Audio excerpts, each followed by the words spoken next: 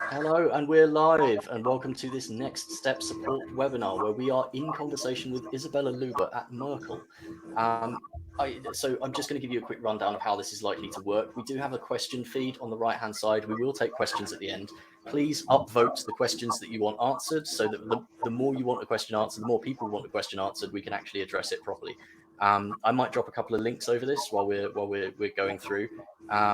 But other than that, I think the only other thing to mention is that we need to keep it really, really broad if we can. We don't want to, very specific detailed course or university information and how it goes to a very specific and detailed job role. It might not be something that we can address. We want to keep it as applicable to everybody as we possibly can. So first things first, Isabella, thank you very much for coming back to another Next Step Support webinar. Yeah, no problem at all. Thank you everyone who's joining.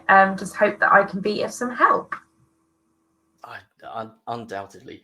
I just want to, so the first thing I think we'd better do is explain just what Merkle does, what the company does, and how you have traditionally hired in the past for graduates pre-pandemic. Sure. So who are Merkle? We're a digital marketing company, but we're even more niche than that. So everything we do is online advertising. And within our company, we have departments that each have different specialities.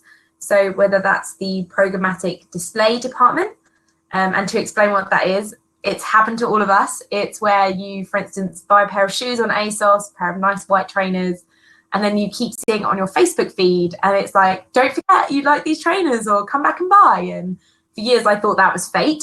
It's definitely not. It's people like us.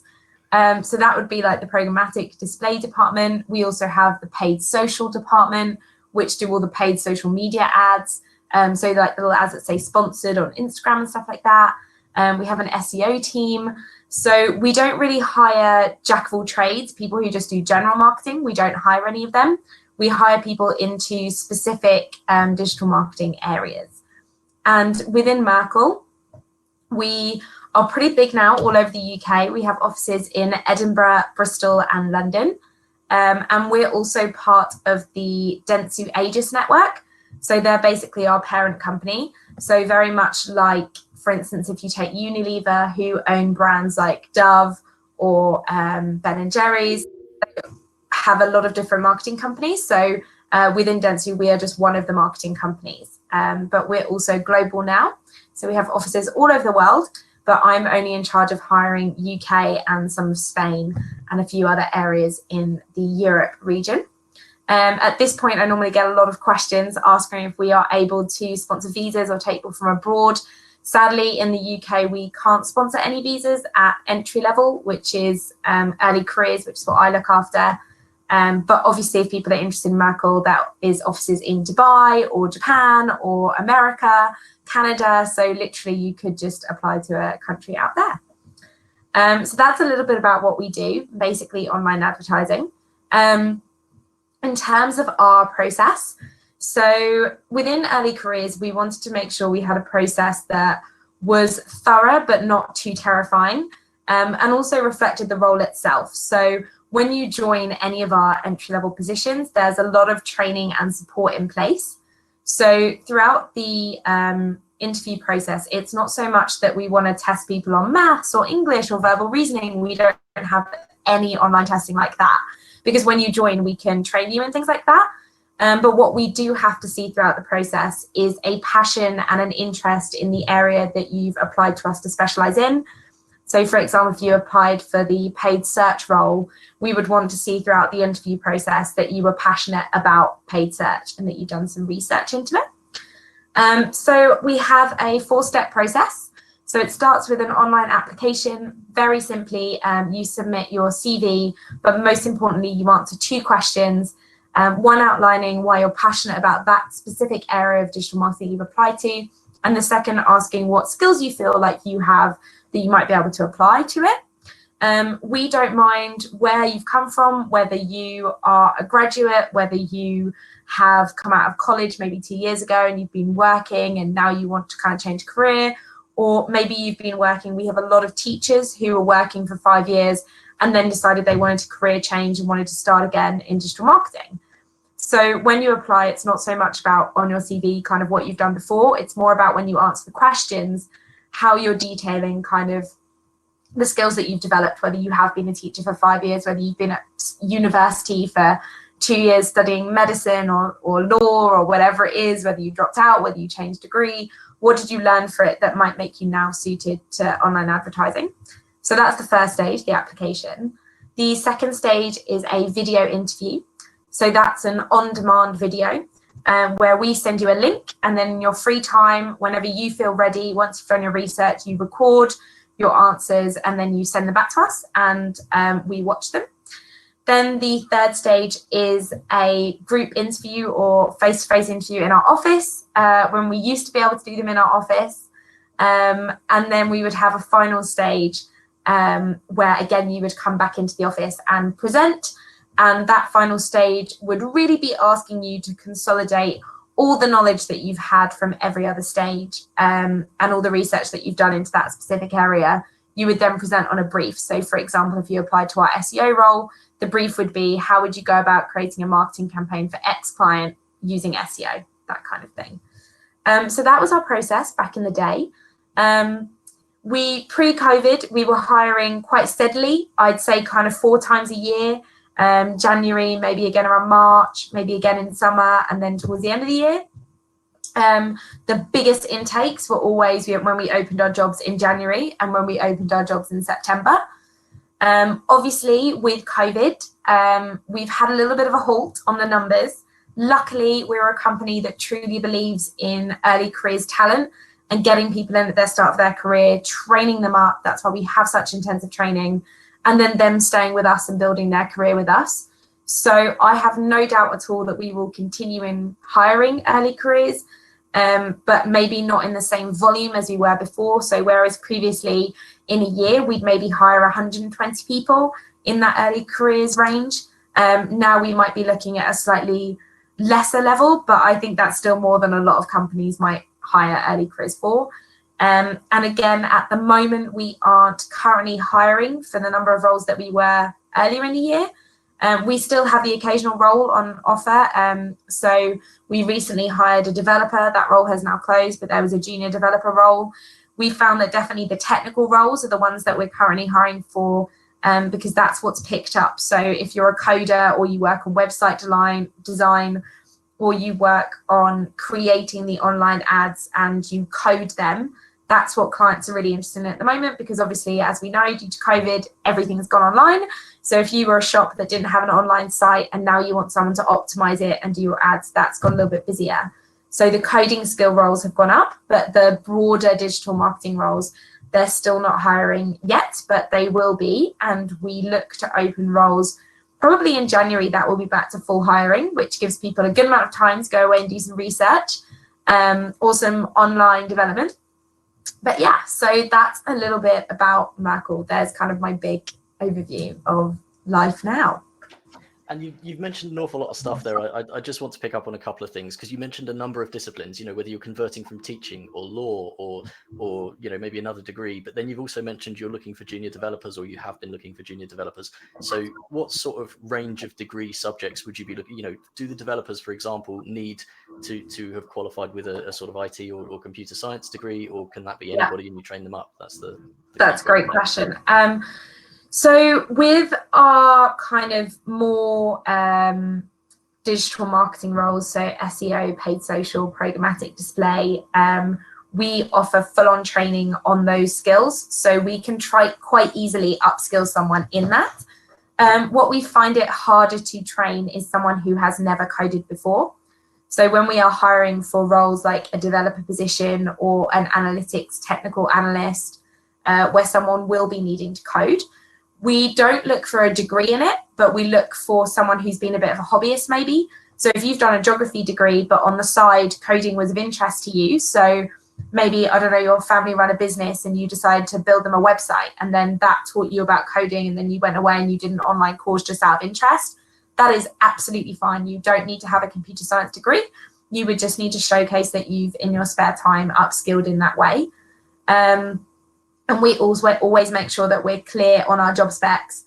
It will say kind of things that we'd like you to have, and then like must-haves.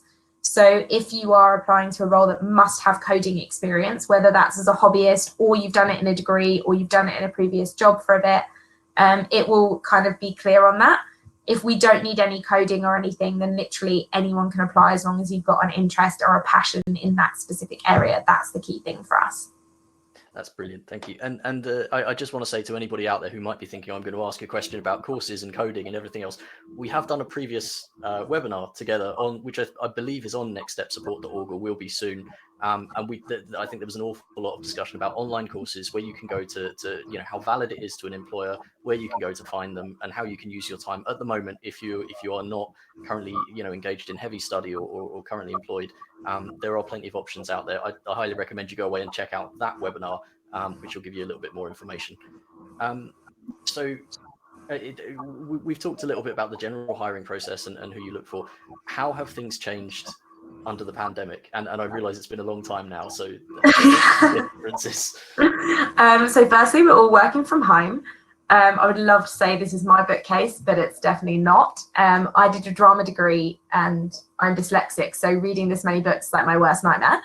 But we're all working from home, so people have either moved home. So obviously a lot of people are paying rent in London. If they are able to move out, they have done. Some people decided out of pure choice to stay renting in London, which is absolutely fine. In terms of returning to the office, we hope to be soon. So I think they have opened it up now to people who absolutely have to go back. So some people, due to mental health or personal positions, need to be back in an office. So we've tried to accommodate those. But a lot of people actually have quite been enjoying the work-life balance. So being at home has been kind of quite a nice thing for us. And we were quite set up for virtual meetings anyway. It's been fine. The biggest change, though, in terms of candidates and the interview process is that we can no longer invite people to the office, which is such a shame because it's such a cool office. We have the bean bags, the big kitchen where everyone can socialise. We have the cinema room, we have the games room. We have kind of the cool glass see-through offices. We have the courtyard in the middle, which is like a nice green space and somewhere everyone can hang out. And also I think when you walk into the office, you get a real sense of the vibe of the company. We get a lot of comments from clients being like, why does everyone look so happy? Or like, are these people really experts? Like everyone looks so young. And that's just because our average age is like 27, because we've always historically, hired early careers. So we have always tended to hire people at the start of their career, which has created a really nice, energetic vibe in the office. Obviously, we do also hire people at manager level who come in with more experience, which again, add a brilliant dynamic and kind of add something new in the mix. So it's a really inclusive office, which we love. So it's really sad that in the interview process, we're not able to show people that. But we are hoping that once the office reopens and we all go back to normal, whatever that looks like and whenever that may be, we'll be able to see people again. But in terms of right here, right now, if we're interviewing you, then everything's online. So the application and the video interview stage were online anyway, so no major change in that sense. But the group interview, obviously, we've no longer been able to invite people to the office. And we actually took the decision not to run online assessment centres. And that was purely because the biggest thing about our assessment centres was that we wanted to get to know people face to face and we wanted them to see the office.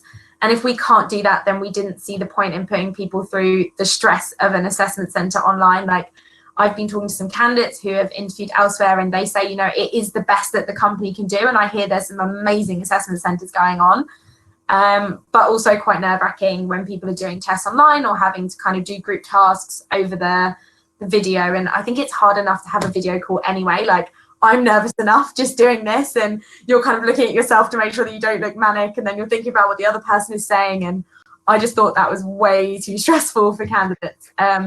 So instead, we've just removed the group interview stage. And as an alternative, we now just do a face-to-face interview just like this. So for example, if I were the candidate, I'd be speaking to you and a colleague. So 2 interviewers, 1 candidate, and we would just have a conversation.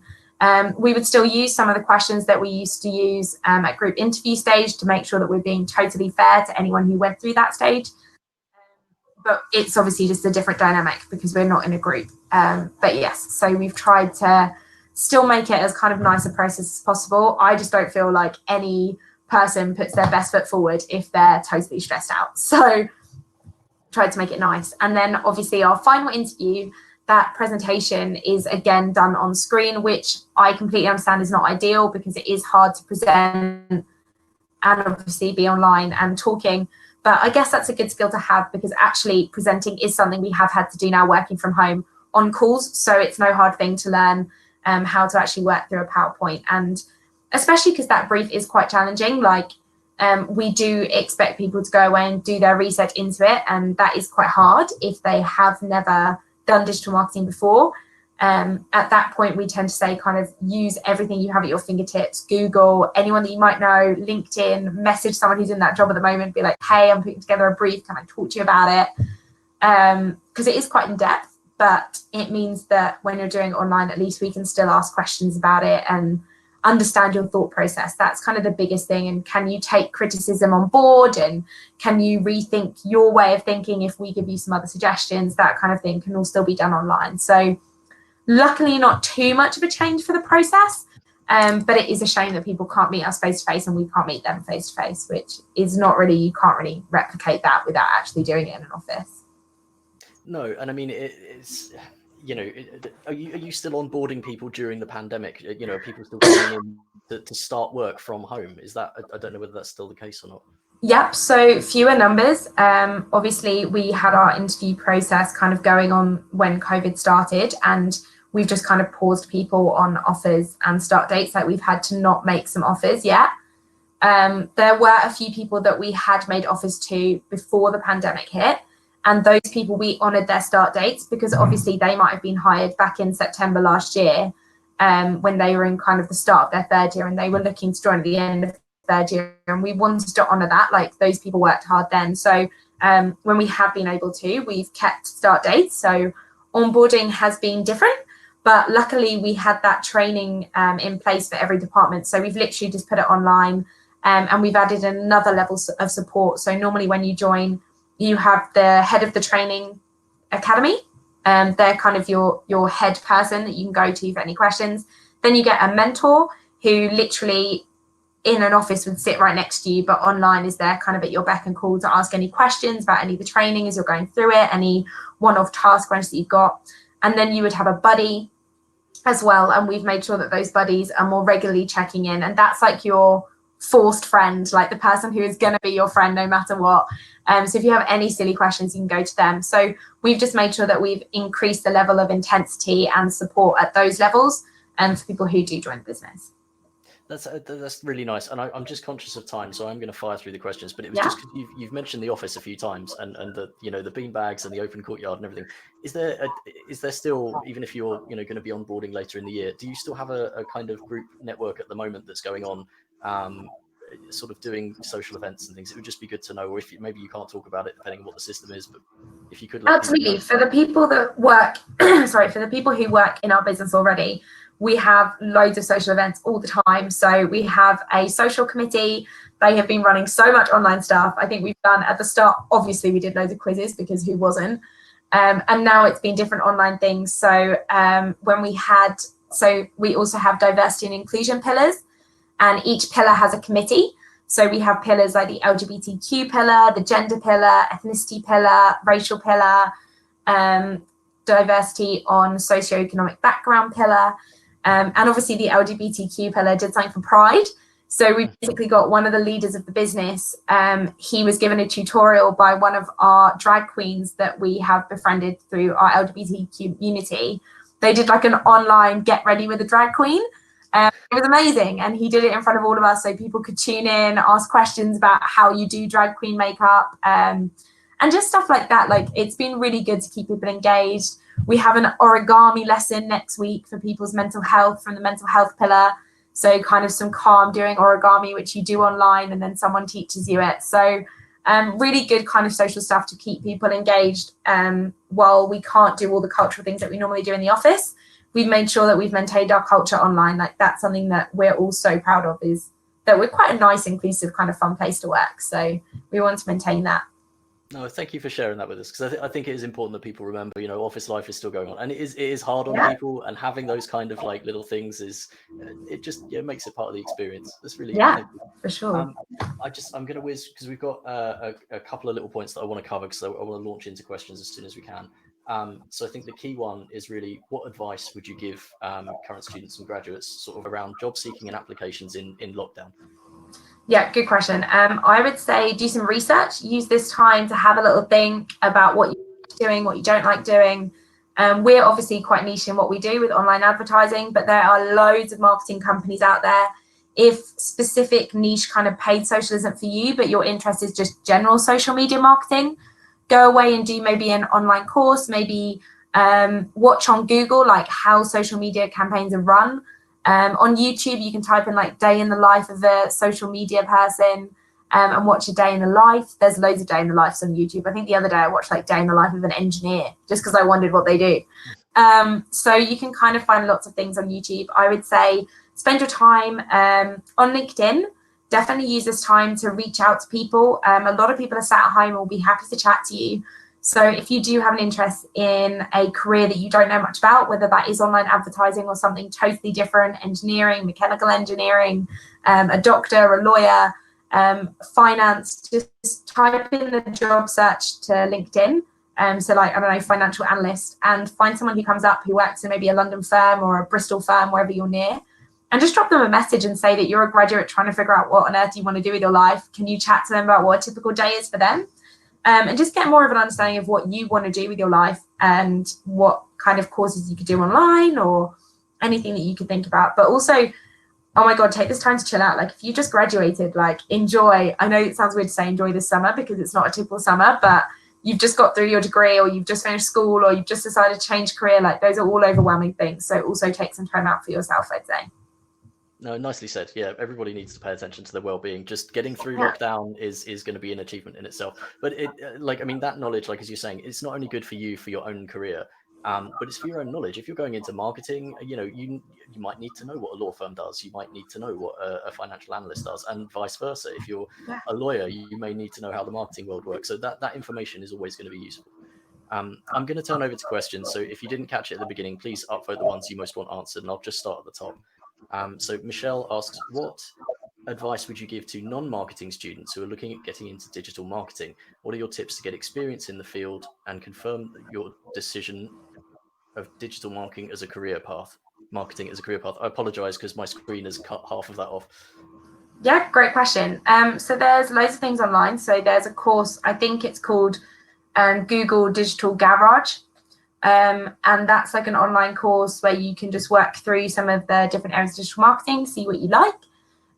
There's also, in terms of paid search, which is the ads when you go onto Google and you type in like looking for a last minute holiday, and then there'll be the ones at the top like British Airways 20% off, Ryanair 20% off, and then the actual websites. Paid search, those are the little search ads at the top. That's done using a tool called Google AdWords, which is actually free to download and start playing on. Do not enter any credit card details, otherwise it will start charging you for posting ads. But you could literally play around with like how you would create an ad, like how do you work out what an ad looks like, where do you put 20%, where do you put your call to action, what is a call to action, all of that is on there. Definitely typing into YouTube like marketing webinar or introduction to digital marketing. There will be quite a lot on YouTube you can watch just to give you an overview of where to start. And then once you've pinned down maybe an area that you want to look into a little bit more, whether that's paid search, paid social, programmatic display, go away and Google those and just get lost in all the information out there. And if it takes a fancy, then pursue it. If you're bored out of your brains, then know that that's not for you.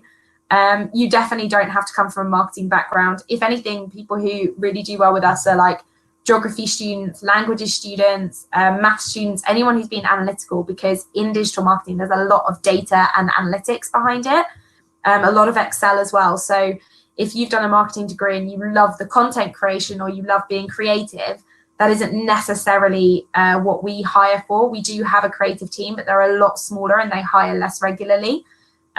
We mainly hire people who work in data-driven kind of digital marketing and analytical view and viewpoints. So definitely know kind of what you're interested in. And if we aren't the right marketing company for you, go and join a content creation company because that sounds awesome as well.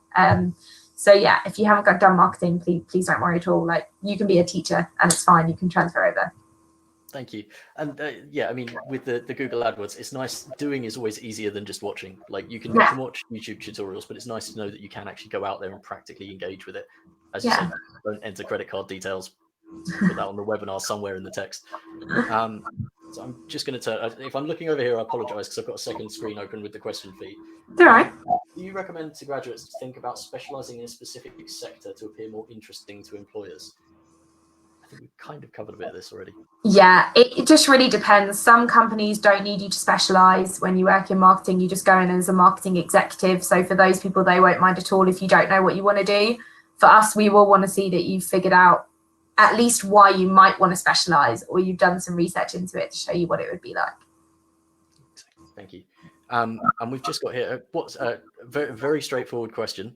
What's the career progression and pay like at Merkle? Yeah, so we have an entry level salary per department, so it's fixed, and when you join, you come in at that.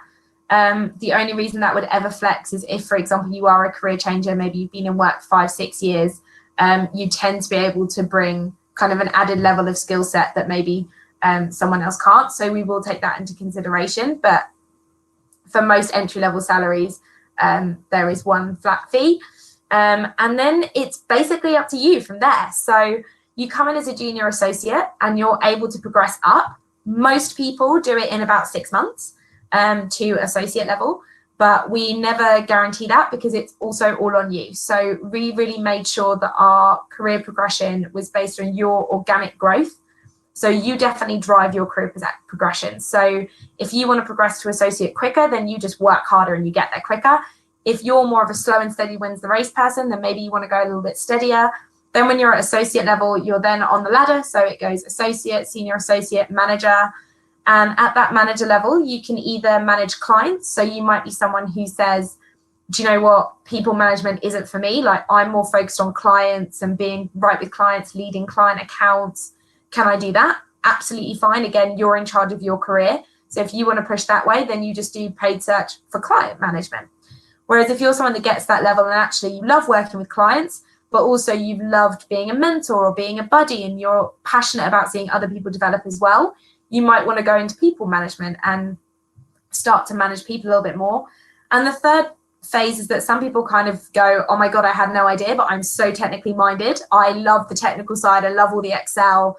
I want to pursue kind of a more technical path and create the ads and how we pull things into the ads. So you can go up that path. So really, it's completely up to you. And then once you've earned your stripes, so people who've been there 3-4 years, then you have even more kind of option to maneuver how you want to career progress. And salary definitely reflects that. There's quite a few big jumps at the start, obviously going from junior associate, once you've earned your stripes, to associate, and then up again. And we made sure that we have done loads of research around gender equality. I mean, we're super lucky, especially entry level. It's basically 50-50 male and female, and there's no discrepancy because everyone joins on the same salary. But definitely kind of as we progress, we've made sure to keep an eye on that and also to benchmark with the rest of the industry. So we wanted to make sure that we were definitely competitive and that we could offer things. And do you know what? Some companies do pay absolute ridiculous fortune. I remember the Audi grad scheme was like 40k starting salary and a car. And I was like, what? But then everyone seemed to leave after 2 months. So I was like, ooh, maybe something's a little bit tricky. But for people who did it, I was like, that sounds amazing. Go Audi. But for us, kind of, there isn't that ridiculous salary at the start. Instead, it's more kind of you're joining because what we can offer you is all the training, all the progression, the ability to really build a career and have a really nice place to work as well. And it sounds like that continues right up to manager level. You'd still be training your managers in different things and even different. Oh my gosh, 100%. And training never stops. Like there needs to be training on different things. So obviously at the moment, the Black Lives Matter movement has been huge. And managers have been saying, like, we want to know more, like we want more education. So our HR team have been doing lots of work on that and training people on how to be supportive of people in their teams who might have gone through stress around that time. So we really are like, we're up to date all the time with what's going on. Or if someone needs more management in, I don't know, helping someone progress in a different way than we have previously, we'll always upskill and train, and we're open always to feedback from our teams. Like we're a very flat structure. So we don't have people in offices at the top who never come down to the real world. Everyone sits in an open plan office. You bump into the CEO in the kitchen. So you can just talk to anyone and be like, this is my thoughts. Is there any training on this? Or I'd love some more training on that. And they tend to do it, which is really good. Thanks. And fingers crossed you get back there to bump into each other in the kitchen soon. I know. I'm like, bring me back. I'm gonna see if we can whiz down a couple very quickly. This is a really good one that I think is good to ask employers, particularly when they're on webinars. What's your favorite part about your role or your job? The people for me is the key thing. The fact that I'm in a job where I've kind of done my job in a number of different companies where you get people into jobs, and sometimes you're getting them into a job and you're like, oh, I don't even know if that's a good job. Like, I don't know if I want to put you in that job. Whereas here, I can honestly say I do my job with such joy. Like when I get to ring them and say, you've got the job, you've got an offer, I genuinely know they're going to be happy in it. Like our interview process is so thorough that if you're not genuinely going to enjoy the role, then you won't get the position, which is really good. I think sometimes people get disappointed when they don't get a job. But actually, that's a good thing because it's clearly someone assessing that that's not the right role for you. It doesn't mean that there isn't the right role out there, just that isn't the one. So when I finally do get to make that offer call, it actually feels so nice to hire nice people into a nice company where they can enjoy the job. And I love my team. So I really love it as well. It really shows. Thank you. I will ask this one. We've mentioned Black Lives Matter, but there's someone asking about what percentage of your company is Black, Asian, or minority ethnic. I don't know if you have those stats to hand. We actually don't. So really interestingly, this has actually been part of the debate. So when we transferred over to a new HR system, this was about 2 years ago, we decided that we didn't want people to feel like they had to tick a box about their ethnicity. So we said, it's totally up to you. If you want to put yourself in a box and say what you are, then you can. If you don't, then don't worry. And a lot of people chose not to. They were like, well, I don't want to class myself as white British or whatever it is. Like, I'm just going to keep it open. But now the hard thing is that obviously because we gave people that choice and some people didn't want to do it, we don't have those stats. So actually we kind of did a company vote the other day, and we've decided that we are now asking people to go back and fill that in, not because we think that anyone should fit in a box or we're not asking people to do that, but just because we need to know what we are playing with. Like if we want to set some goals and we want to set some targets to diversify our company further, we need to know where we're starting from. And do we currently have a good split or do we not, in which case we need to work on that. And at the moment, it's just guesswork. It's just looking around the office and seeing what we think. But we really want to, we're a data-driven company, so we want the data before we make any decisions. But definitely, it's always been on our agenda. We've had our diversity and inclusion pillars, and we've had those ethnicity pillars for the last 3 years. So it's not just a tokenism kind of new thing that we're doing. But it's definitely put things in the spotlight, which is great because it's a really important cause. So it's made us definitely kick off a little bit more, which is really good. Thank you. It's obviously from the way you've been speaking, there are no barriers to entry, never. And for those of you out here who are watching, don't self-censor yourself out because you're worried about that kind of thing. Don't do that. Yeah, everyone's welcome. Some people go, it must be a big company that does X, therefore they'll only take people who are white and over 60. And no, just look at it, look at the skills, match the skills, not the kind of profile. Completely agree. I'm just going to ask one last very quick question, and that's, is there any support offered when you're putting together the interview or brief presentation, considering that applicants may not have any digital marketing experience? Yeah, that's a really good question, and I'm afraid there isn't any support offered, and that's not us being mean. That's just because when you join the training, although we start from scratch, that scratch is still quite fast-paced. So we do need people throughout the interview process to have done some self-learning. So however you learn best, whether that's watching videos online, tutorials that you can find, or there's loads of blogs out there, and Google's written a lot of articles on what we do, as in just because Google obviously run a lot of online advertising. So there is information out there. And obviously we've made sure that, we've had over 500 final interviews for the last year when we hire 100 people. So we know that people are able to do it and are able to self-learn it. And they just have to really put the work in. And obviously for us, that really shows that passion and dedication if they're willing to. But equally, it's a good test because if you're doing the brief and you're like, man, this is long, this is taking so much research and there's so much detail, then maybe this just isn't the role for you. But that doesn't mean that you wouldn't be super suitable to another marketing role somewhere else. That's brilliant. Thank you. I'm just going to ask you, because what I'm going to do is I'm going to pop a little link over the top of everything. So if you could maybe just tell those who are out there watching where they can find more information or what the best way is to get in touch. Yep, absolutely. So we have our Merkle UK careers page, so you can look at careers on there. You can also reach me on LinkedIn. I'm Isabella Luba. And yeah, also our social media is at Merkle UK. We're on Instagram, and that's quite a good way to just see what the company is like and follow some of our stories when we're doing the drag queen stuff and things like that. It's really fun. So you can take a look on there.